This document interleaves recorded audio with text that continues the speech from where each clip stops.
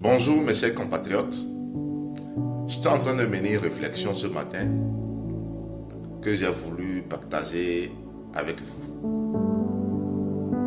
En 20 ans de gouvernance, nous avons aujourd'hui un pays politiquement divisé.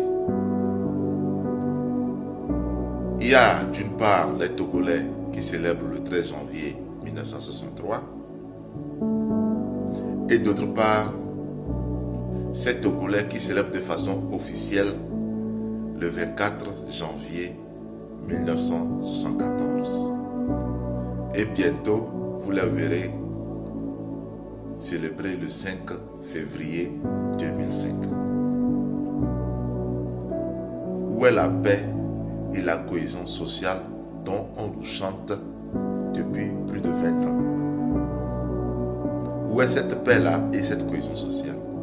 Même s'il y a la paix, cette paix, elle est fragile. Elle est fragile.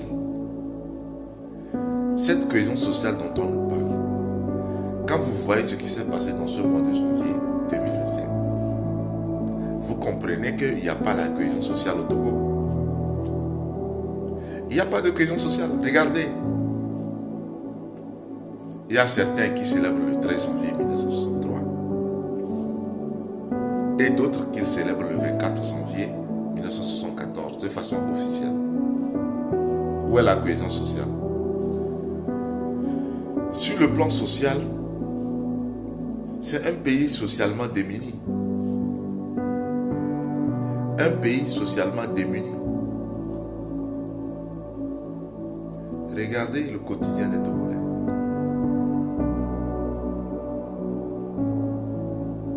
Sur le plan d'infrastructures sanitaires, sur le plan des écoles éducatives.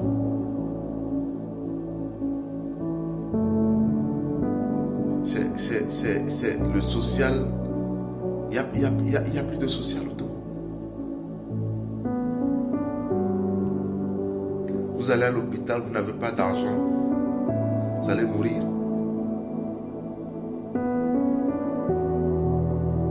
On va vous laisser mourir.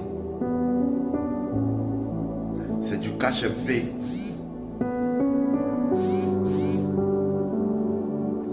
Sur le plan économique, c'est un pays économiquement affaibli. Regardez la dette exécrable que nous avons au Togo. Au point où on est obligé de mettre en garantie des institutions de l'État, des immeubles des institutions de l'État. On le disait depuis l'année dernière que la situation est grave. Parce qu'on voyait comment chaque fin du mois, l'État togolais allait emprunter de l'argent sur le marché pour pouvoir payer le fonctionnement de l'État.